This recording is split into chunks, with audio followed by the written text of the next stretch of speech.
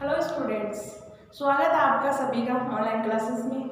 अपन पिछले लेक्चर के अंदर देख रहे थे चुंबकीय गुण, यानी कि अपन देख रहे थे कि उसकी चुंबकीय प्रॉपर्टी कैसे ज्ञात की जाती है।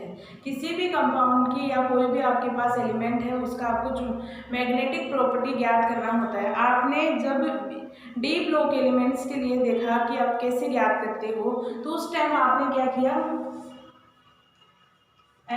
n+2 फॉर्मूला यूज किया, यानी ये फॉर्मूला यूज किया।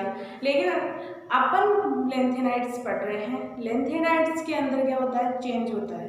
लेंथेनाइड्स में ये ना रहकर फॉर्मूला आपका क्या हो जाता है, चेंज हो जाता है। क्यों होता है चेंज? क्योंकि वहाँ उस टाइम क्या है, किस पे डिपेंड करने लग जाता है, ये आपके क्वांटम संख्याओं पे डिपेंड करने लग जाता है। ओके, तो क्वांटम संख्याओं की वजह से इसका फॉर्मूला चेंज होगा। जो आपका फॉर्मूला कैसे आया था, J+1, यही था। इस फॉर्मूले के अंदर आपके चेंजेस हो गए थे। जे आपकी वैल्यू आपको ज्ञात करनी होगी। जे की वैल्यू कैसे ज्ञात करते हैं आप, जे बराबर L+S से L-S तक। ओके, तो इस तरीके से अपने को ये फॉर्मूले से अपन को ज्ञात करना। जी यहाँ है Landé factor, Landé splitting factor, जिसका हिंदी में मतलब होता है, लैंडे आपका कोई साइंटिस्ट है, स्प्लिटिंग का मतलब होता है विभाजन और फैक्टर का मतलब होता है कोई कारक। ओके, तो इस जी की वैल्यू आपको ज्ञात करने के लिए जी का अलग फॉर्मूला लगाना पड़ेगा। वो है आपका 3/2 माइनस S+1 माइनस यहाँ प्लस आएगा, माइनस L+1 2J+1। ओके, आपको इस फॉर्मूले से, आप अच्छे से देख लो, इस फॉर्मूले से आपको क्या करना होगा, जी की वैल्यू ज्ञात करनी होगी। जी की वैल्यू ज्ञात करने के बाद ही अपन पता लगा सकते हैं कि किसके अंदर मैग्नेटिक प्रॉपर्टी कितनी होगी। ओके, इस फॉर्मूले के अंदर अपन को S की वैल्यू भी ज्ञात करनी पड़ेगी, L की वैल्यू भी ज्ञात करनी पड़ेगी, है ना। तब जाके अपने क्या होगा, किसी भी मैग्नेटिक प्रॉपर्टी ज्ञात की जा सकती है। अब मैं आपको सिखाऊंगी कि किस तरीके से अपन कैसे इसमें रख के अपन ज्ञात कर सकते हैं कि इसकी मैग्नेटिक प्रॉपर्टी किस तरीके से आती है। ओके, पहले तो आपको मैं सिखाऊंगी कि S की वैल्यू कैसे ज्ञात करते हैं, फिर L की वैल्यू, फिर J की वैल्यू, और फिर बाद में अपन देखेंगे चुंबकीय गुण की किस तरीके से ज्ञात किए जाते हैं। ओके,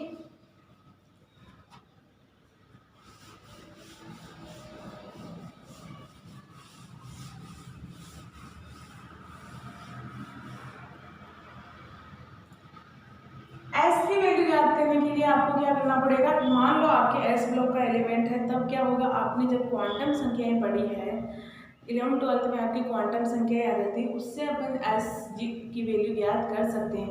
एस का मतलब होता है स्पिन। स्पिन आपके प्लस हाफ होती है, एक इलेक्ट्रॉन के लिए प्लस हाफ होती है, दूसरे के लिए आपकी प्लस हाफ होती है ना। प्लस और माइनस में दोनों में होती है। ये किस तरीके से होती है, देखो, अगर आपका एस ऑर्बिटल है, ओके, अगर आपका एस ऑर्बिटल है, ऑर्बिटल तो एक है बट इसमें इलेक्ट्रॉन कितने आ सकते हैं, 2 इलेक्ट्रॉन आ सकते हैं। अगर ये एक इलेक्ट्रॉन इस तरीके से है ना, एक ही इलेक्ट्रॉन है वो इस तरीके से है, तो उसकी स्पिन हमेशा कितनी होगी, प्लस हाफ होगी, यानी कि +1/2 होगी। अगर इसमें एक इलेक्ट्रॉन और आ जाए तो क्या हो जाएगी, इसकी -½ हो जाएगी। अब अगर टोटल स्प्लिटिंग देखी जाए तो क्या हो जाएगा, ये तो कैंसिल, S बराबर क्या हो जाएगी, 0। तो इस केस में इसमें क्या होती है, स्पिन 0 होती है। ओके, इसी तरीके से अगर मैं p ऑर्बिटल्स के लिए लूँ, p ऑर्बिटल्स में आपके क्या होते हैं, 3 ऑर्बिटल है, 3 ऑर्बिटल में कितने इलेक्ट्रॉन हो सकते हैं, 6 इलेक्ट्रॉन हो सकते हैं। अगर आपके एक इलेक्ट्रॉन है, मान लो एक ही इलेक्ट्रॉन है, तो उस कंडीशन में आपसे पूछा जाए कि p ऑर्बिटल है, अगर मैं इस p को यहाँ 1 कर दूँ, p1 है, p1 में स्पिन बताइए, तो आप क्या बताओगे, एक के लिए अपन क्या कर देते, +½ अगर मैं बोल दूँ कि आपके पास p2 है, यानी कि 2 इलेक्ट्रॉन है, तो दोनों क्या होंगे, में बने जाएंगे, है ना। अपन एक साथ तो पेयरिंग नहीं कर सकते, पहले क्या करेंगे, अपन 1 by 1 इलेक्ट्रॉन फिल करेंगे, फिर बाद में उसमें पेयरिंग करना स्टार्ट करेंगे। ओके, तो अपने पास अब इसमें पूछा जाए p2 के लिए, तो क्या हो जाएगी, आपके पास +½ एक के लिए, दूसरा इलेक्ट्रॉन आपके इस ऑर्बिटल में ना होकर दूसरे ऑर्बिटल में है, तो इस कंडीशन में क्या हो जाएगी, इसकी +½ ही होगी, तो +½ हो गई 1। ओके, तो अब पूछा जाए कि p2 के लिए स्पिन कितनी होती है, 1 होती है। ओके, अब पूछा जाएगा इसमें एक और इलेक्ट्रॉन फील कर दिया अपन, तब तब स्प्लिटिंग कितनी होगी, तो 1 के लिए हाफ होती है तो 3 के क्या लिए होगी 3/2। P3 के लिए क्या हो जाएगा 3/2 हो गई। अब P4 के लिए पूछा जाए तो एक इलेक्ट्रॉन इसमें आ जाएगा, तो इसकी तो क्या होगी प्लस हाफ माइनस हाफ, ये तो हो गई 0, इससे तो कोई लेना देना है नहीं, बचा कौन जो अनपेयर्ड इलेक्ट्रॉन, तो प्लस हाफ कितनी हो गई 1 हो गई। P5 के लिए वापस से एक इलेक्ट्रॉन आ जाएगा, अब इसकी भी क्या हो जाएगी प्लस हाफ माइनस हाफ, इसकी हो गई 0 और इसकी हो गई 1/2, तो ये हो गई आपकी 1/2। और अगर P6 के लिए पूछा जाए तो एक इलेक्ट्रॉन यहाँ आ जाएगा, अब इसकी भी क्या हो जाएगी आपके माइनस हाफ, तो ये हो गई आपकी 0। तो टोटल स्पिन इसमें अगर P6 में पूछा जाए कि P6 के अंदर स्पिन कितनी होती है, वो सदैव क्या होती है 0 होती है। ओके, क्योंकि यहाँ कोई अनपेयर्ड इलेक्ट्रॉन नहीं, सब पेयरिंग हो गई, एक की हाफ हो गई एक की माइनस हाफ हो गई, तो प्लस हाफ माइनस हाफ क्या हो जाते हैं एक दूसरे से कैंसिल आउट हो जाते हैं, तो उसकी वजह से अपने को क्या मिलती है स्पिन 0 मिलती है। अब इसी तरीके से d ऑर्बिटल में होता है और इसी तरीके से f ऑर्बिटल में होता है। ओके, तो इजीली अपन ज्ञात कर सकते हैं स्पिन। बात आती है कि l की वैल्यू कैसे ज्ञात की जा सकती है ना, तो वो सिखाते हैं।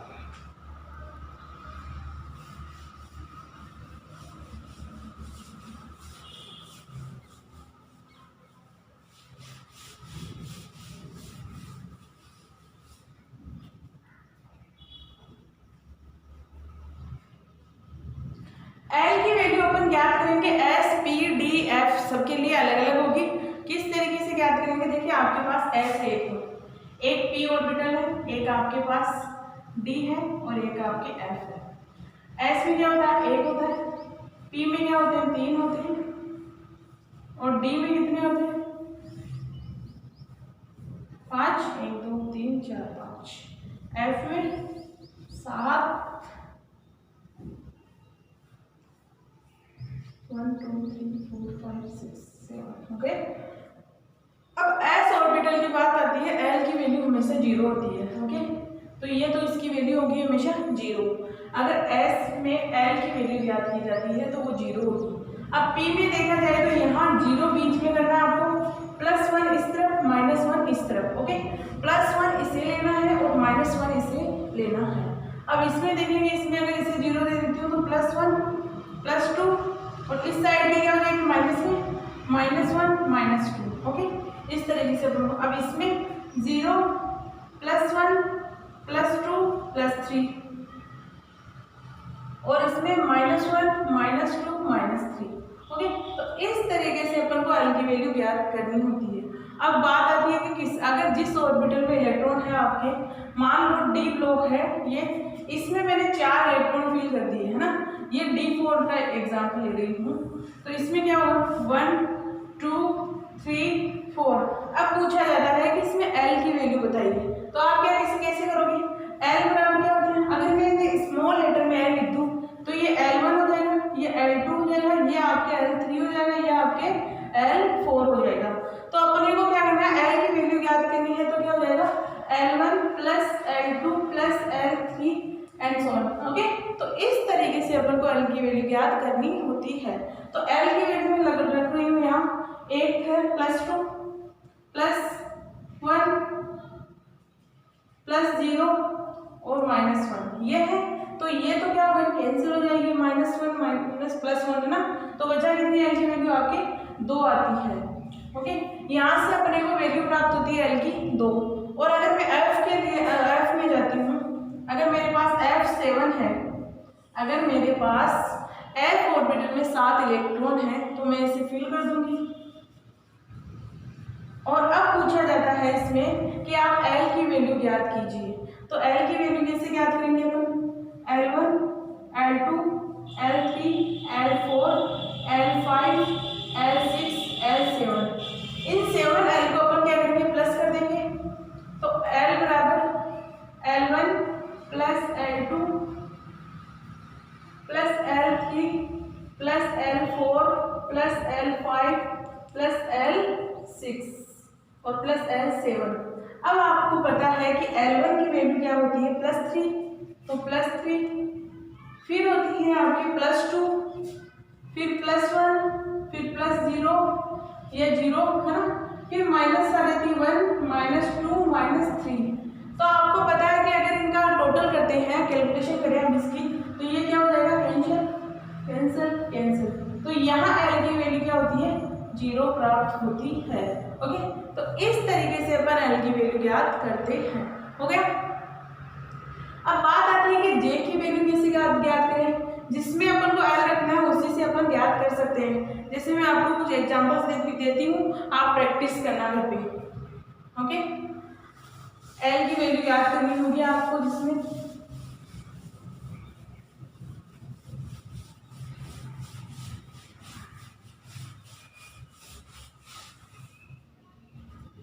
कुछ होमवर्क है आपके लिए, जिसमें आपको इनकी एल की वैल्यू ज्ञात करनी होगी, कितनी एल की वैल्यू आपके पास आती है। ओके, जैसे आपके पास D4, P2, D3, D10,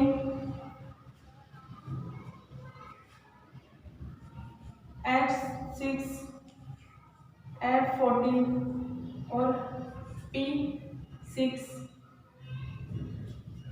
S1, इनकी आपको क्या करनी होगी, डी की वैल्यू ज्ञात करनी होगी। ये आपका क्या है, होमवर्क है। ओके, तो आप घर पे ट्राई करना कि आप किस तरीके से डी की एल की वैल्यू ज्ञात कर सकते हो। एल की वैल्यू ज्ञात करनी होगी। ओके, आपको ये कुछ एग्जांपल्स है, इनके करने की कोशिश करना कि कितनी आती है। अब देखो आपके एक केस आता है इसमें डी, या मैं बोल दूं एस, P6 का ले लेती हूँ एग्जाम्पल, क्योंकि ये आपको निकालने में थोड़ी प्रॉब्लम होगी, क्योंकि यहाँ सब क्या है, इलेक्ट्रॉन्स की पेयरिंग हो चुकी है। तो इस कंडीशन में क्या होगा, आपको क्या करना है, अगर आपके पास P6 की ना लेकर मैं लेती हूँ आपके पास P4 की। ओके, तो इस कंडीशन में क्या होता है, आपके 1 इलेक्ट्रॉन, 2 इलेक्ट्रॉन, 3, 4 इलेक्ट्रॉन है, एक पेड है, एक अनपेड है। तो अपने को पता है कि इसकी 0 होती है, इसकी +1 होती है, इसकी -1 होती है। अब यहाँ 2 इलेक्ट्रॉन है, तो एक की भी क्या हो जाएगी, +1 ही होगी। यहाँ माइनस में नहीं करना है। अगर 2 बस आपको एल की वैल्यू प्लस में लेनी है, दोनों इलेक्ट्रॉन्स की, है ना। अगर माइनस में है तो यहाँ -1 ही होगा। ओके, इस साइड -1 है तो -1 होगा, इस साइड +1 है तो +1 ही होगा। तो यहाँ क्या हो जाएगी, +1 +1 +0 -1। तो यहाँ से एक तो कट गया और बचा कितना, आपके पास एल की वैल्यू 1 प्राप्त होती है। ओके, इस तरीके से क्या करनी है, इधर जो आ रहे हैं ऑर्बिटल, उनको आप प्लस में ही करोगे, इस साइड अगर आ रहे हैं तो माइनस ही करना है। ओके, अब अपन चलते हैं अपने फॉर्मूले की तरफ। सूत्र से अपन किस तरीके से मैग्नेटिक प्रॉपर्टीज ज्ञात कर सकते हैं, है ना, तो वो ज्ञात करते हैं। अपन कुछ एग्जांपल्स लेंगे, एग्जांपल्स से अपन को पता लग जाएगा कि किस तरीके से ज्ञात किए जाते हैं।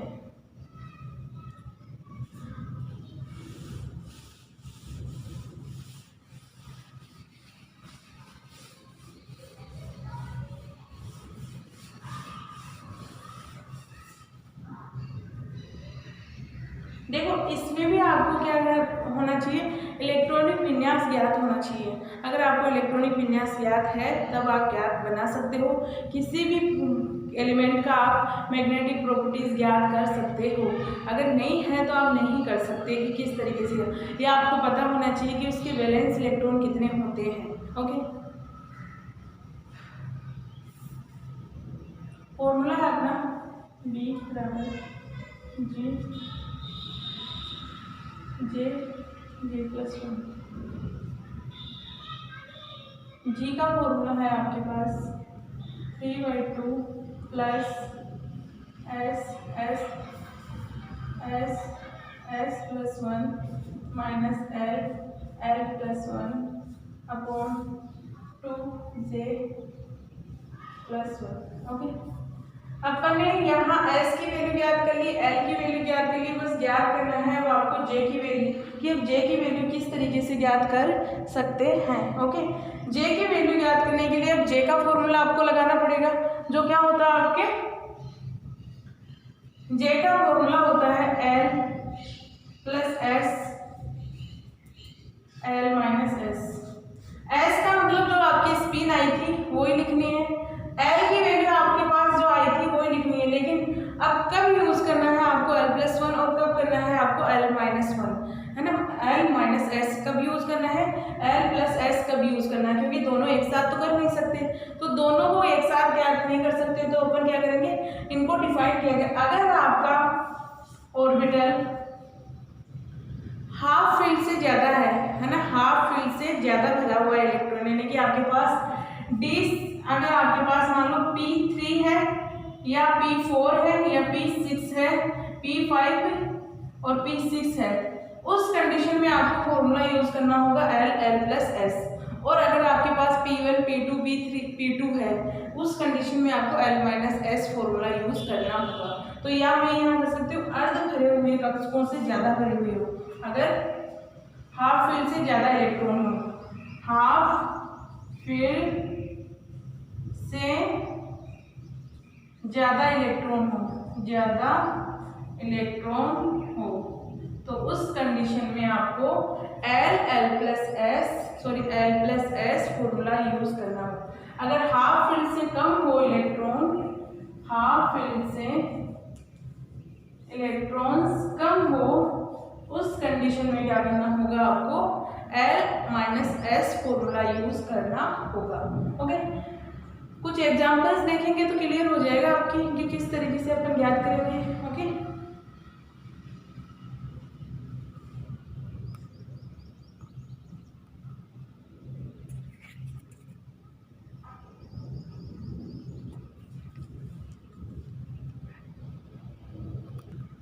आपके सामने कुछ एग्जाम्पल्स लिखे हुए हैं, है ना।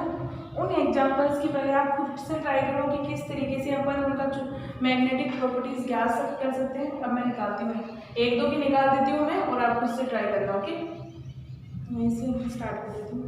मेरे पास है Sm3+, ये वाला एग्जाम्पल लेके चल रहे हो। ओके, Sm3+ में होता है बाह्य इलेक्ट्रॉनिक विन्यास देखा जाए तो इसमें 4f5 इलेक्ट्रॉन होते हैं, यानी कि f में कितने इलेक्ट्रॉन है, 5।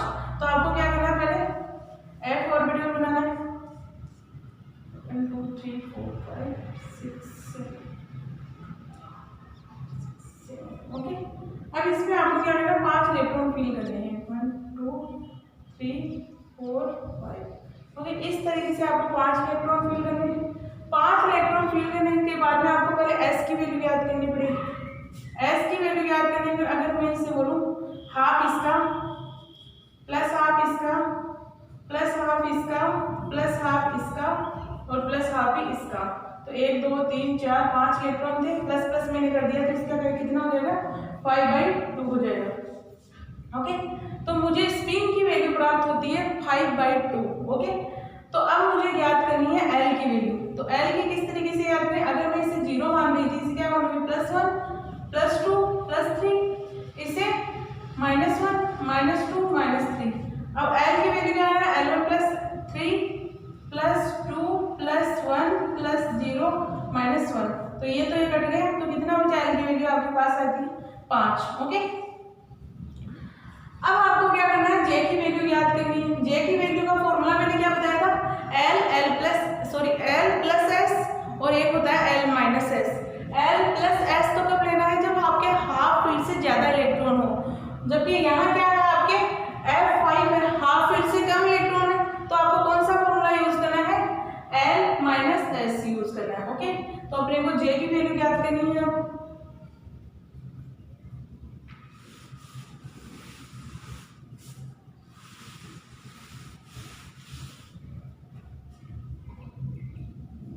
J की वैल्यू याद करनी है आपको L-S फॉर्मूले से। L की वैल्यू कितनी है, 5, और जबकि स्पिन कितनी है, 5/2, तो इसको कैलकुलेट करेंगे। कैलकुलेट करने के बाद में आपके पास जो वैल्यू आती है वो आती है J की वैल्यू। ओके, अब आपको क्या करना है, फॉर्मूले में J की वैल्यू पुट करनी है, S की वैल्यू पुट करनी है, और जो बच रहे हैं उनकी सबकी आपको वैल्यू पुट करनी है। ओके, इसमें J की वैल्यू याद करते हैं। अपने पास आता है 5 - 5/2। अब इसको किस तरीके से याद करेंगे आप, अगर यहाँ कर देती हूँ तो कितना हो जाएगा, 2 10 - 10, तो कितना हो जाएगा, 5, 10 में से माइनस करना है आपको, तो 5/2 ही प्राप्त होती है आपके पास। ओके, तो आपके पास J की वैल्यू होती है प्राप्त 5/2 ही प्राप्त होती है। ओके, तो कुछ चेंजेस नहीं आए अपने J की वैल्यू। अब आपको क्या करना है, वैल्यू पुट करनी है फॉर्मूले में, और ज्ञात करना है कि किस तरीके से अपने पास आती है।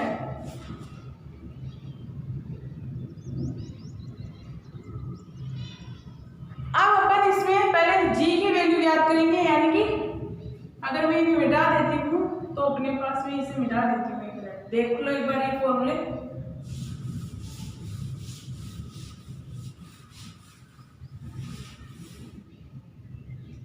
जी का फॉर्मूला आपके पास 3/2 plus L plus 1 minus S G बराबर 3/2 plus L plus 1 minus S plus 1 और 2 प्लस 1। अब आपको पता है एल की वैल्यू आपके पास कितनी आई, यहाँ से 5 3/2 माइनस 5/2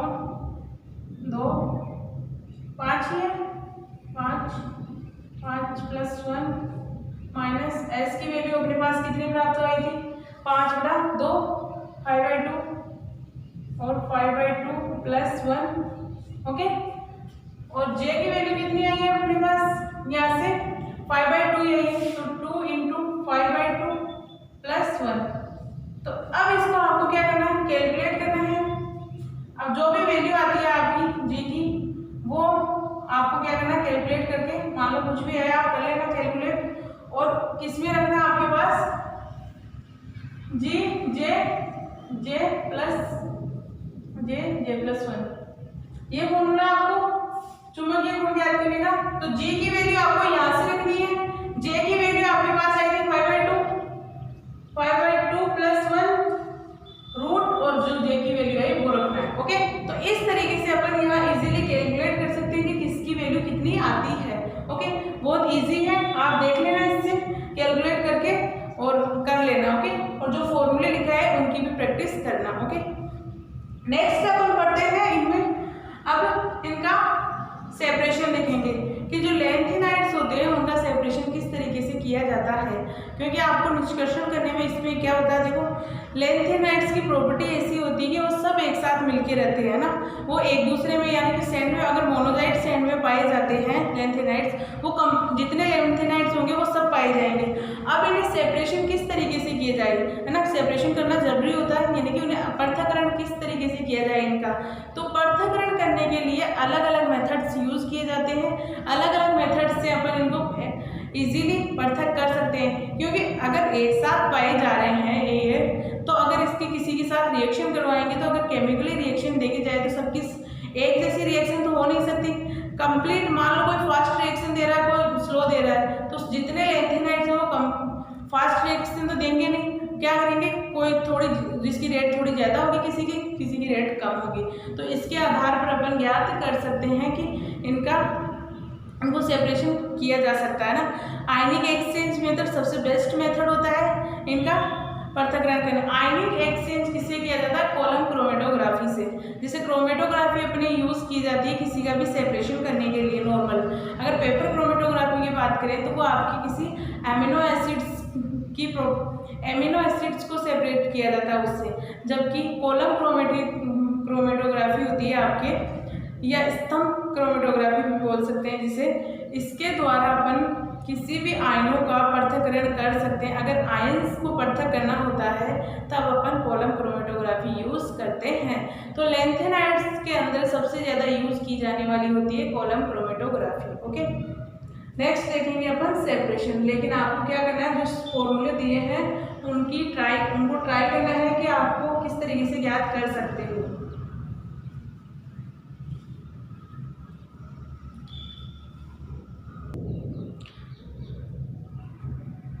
आपको मैं एक बात बताना भूल गई है ना, वो इम्पोर्टेंट है आपके, इसी से रिलेटेड है। देखो, आप जब किसी भी एलिमेंट का चुंबकीय गुण ज्ञात करते हो तो माना जाता है कि आपकी कैलकुलेटिंग वैल्यू और जो आप प्रैक्टिकली वैल्यू कर रहे हो, जो कैलकुलेट कर रहे हो या जो ऑब्जर्व हो रही है किसी भी मशीन के द्वारा अपने को, देखो अपन एक तो प्रैक्टिकली देखते हैं, एक थ्योरेटिकली देख रहे हैं। थ्योरेटिकली मेथड तो अपना ये होगा थ्योरी जैसा ही है, यानी कि अपन खुद करके देख रहे हैं कि इसमें कैसे आ सकता है, और एक होता है प्रैक्टिकली मेथड। प्रैक्टिकली मेथड में अपन नॉर्मल इंस्ट्रूमेंट के द्वारा अपन मैग्नेटिक प्रॉपर्टीज ज्ञात कर सकते हैं ना। तो लगभग इनकी सबकी सेम होती है। अगर प्रॉपर्टी वैल्यू देखी जाए तो अगर आप किसी की भी निकाल रहे हो, इसकी आप कैलकुलेट कर रहे हो वो भी सेम आएगी आपके, और जो आप प्रैक्टिकल के द्वारा कर रहे हो वो भी आपके सेम आएगी, यानी ऑब्जर्व वैल्यू भी सेम होती है। लेकिन आपके पास कुछ एलिमेंट्स होते हैं उनकी प्रॉपर्टी वैल्यू और ऑब्जर्व वैल्यू के अंदर प्रैक्टिकली वैल्यू और ऑब्जर्व वैल्यू अलग अलग आती है। ओके,